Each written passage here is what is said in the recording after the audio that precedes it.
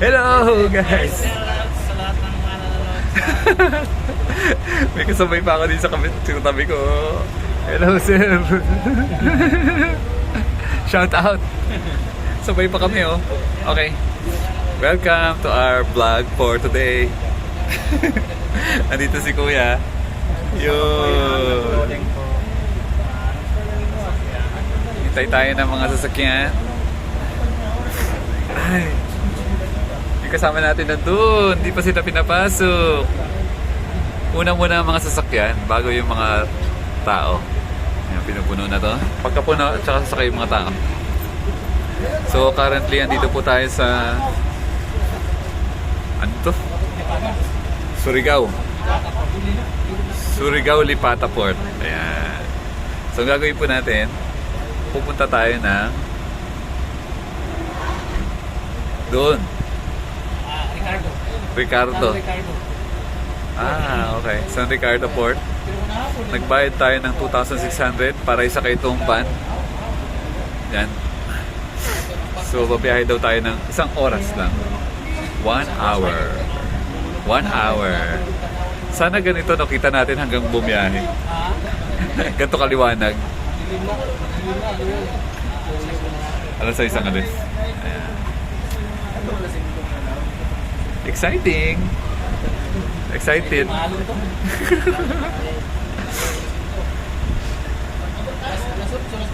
Hindi mas malaking barko. Mas malapit yan. Cargo lang.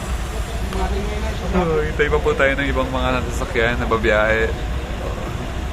So, Malapit San yan, Ricardo. Hanggang ano? Kapit na rin kami ng Pilipinas na. Exciting! Ayos lang kayo dyan. Ano muna tayo? Inhale, exhale. Inhale. Exhale. Baka na-miss nyo na eh. Inhale. Exhale. Inhale. Exhale.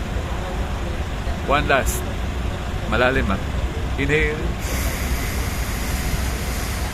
Exhale. Update ko lang kayo konti sa mga nangyari. Nagpunta po tayo dito sa Mindanao last week. Tapos kaninang umaga, umalis tayo ng alas 4:20 ng umaga, umalis tayo sa Davao City. Tapos ngayon, nandito na tayo sa Surigao City sa Lipata Port. Dito ang sakayan papuntang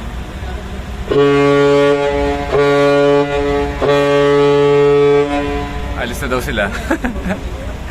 Papuntang Magandang busina. Malakas. sa busina nila. Rinig mo. Dapat ganyan yung busina natin pag nagbabike. Kahit kami lang dagog ka, marinig mo. Alis na sila. So, ang gagawin natin, yan, i-observe nyo lang to. Pero tatapusin natin to in 12 minutes. So, dumating tayo dito ng Surigao. Kanina pa, alas 2 or alauna, somewhere ganun. So, ang gagawin po natin ay mabiyahe na papuntang, ayan na, pinapasok na yung mga pasahero. Yun. Ito yung mga pasaherong pasakay. Nakaklausap kayong lahat.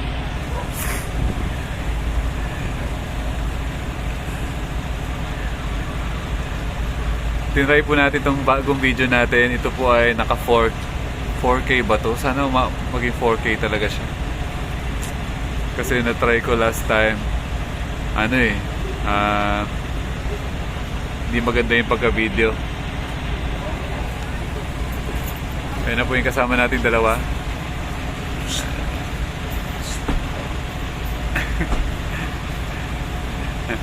Ayan na sila. Ayan na sila.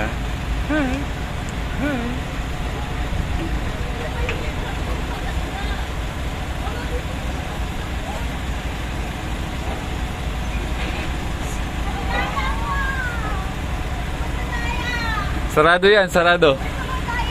Dito muna kayo. Picture, picture.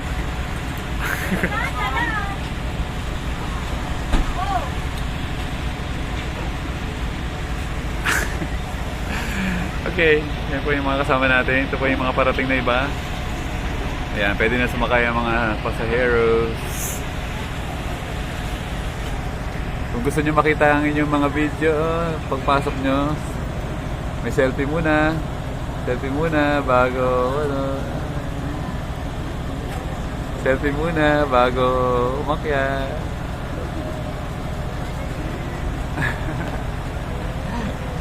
Matatapos na itong video na ito ng ganto-ganto lang. Abangan natin lahat ng dumadaan. Welcome to Lipata Port. Welcome to Lipata Port.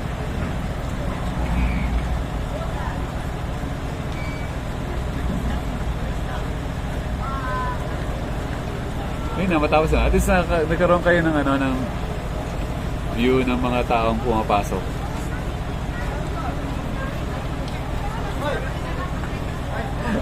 Hi guys. Hi guys.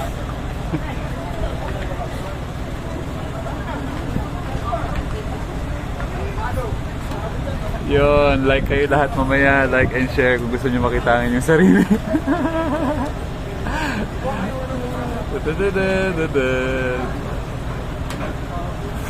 Mga gusto makita yung video nyo na parating po kayo dito. Ayan, ito po yung mga sasakyan. Meron po dito ang iba't ibang van.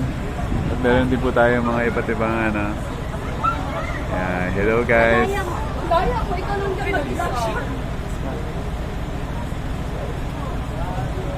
Saan nyo gusto? Sa van o dito? Dito lang tayo. Naka po ba yun, Han? Ha? Off mo? Alak mo. Okay.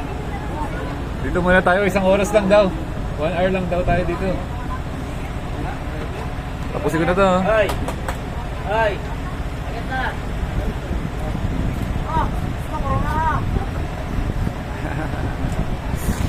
Okay, last 5 minutes. Thank you for watching. Thank you for watching. Sige. Meron na lang tayong 4 minutes. Ang ganda ng view natin, di ba? Meron sana akong topic pero hindi sasabihin ko na sa inyo ngayon. Ang topic po natin, 5 bagay na kailangan yung tanggalin sa inyong diet. Number 1 is baboy. Huwag na yung kumain ng baboy, ha? Samahin baboy. Kasi alam nyo naman, pag kumakain kayo ng baboy, para na rin kayong baboy. Pangalawa po, bawal po kumain ng milk. Huwag na kayong kakain ng milk, ha? Gatas, kasi ang gatas po ay... Upo kayo dito, para ma-enjoy nyo dyan. Gatas, ibig sabihin yun yung galing po sa baka. Ang kailangan lang po ng katawan ng tao is yung gatas na galing sa ina, hindi po galing po sa ibang species. Number 3, wag na po kayong kakainin ng, kung gusto nyo po maging healthy talaga. Ito po, yung baboy, tagal ko na po tinanggal yan 12 years ago. Meron naman tayo yung ano sinasabi ko? Yung gatas, 12 years ago na rin po, hindi na po tayo kumakain yan. Tapos yung recently lang po, tinanggal po natin yung ating kanin. Yeah. Rice. Bakit po?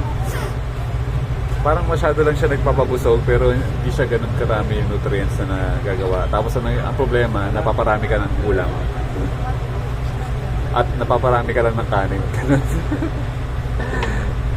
Sunod po is, ito po 20 years ko na. 20 years ko na po hindi kinakain. Soft drinks. Yan, huwag na po kayo inom yan. Kasi po kawawa po ang inyong digestion. Hindi po kayo talaga hindi maganda ang inyong takbo ng inyong everyday kasi puro po sugar yan. Okay? Nakailan na ako? baboy. Sunod ay gatas. Sunod ay soft drinks. Sunod ay kanin. Ayan. And lastly, nakalimutan ko na. Ano yung last? Ano yung last? Ha? Ano yung last? Nakalimutan ko na eh. Basta meron ako na-list eh. Pero nakalimutan ko. Next time na yun, okay? Malapit na kaming umalis. At least yan, observe niyo po yung pagsasakay ng mga sasakyan. May pahabol pa po isa. Ayan o. Ayun. Sakay na rin yan. So, sana po magawa niyo ng way na mabawasan yung mga ganyang foods. Okay, yung last. Kalimutan ko. Sabi ko na, makakalimutan ko yun. Itlog. Yan, huwag na kayo kakain ng itlog. Bakit? Ang itlog po ay sobrang masama sa katawan.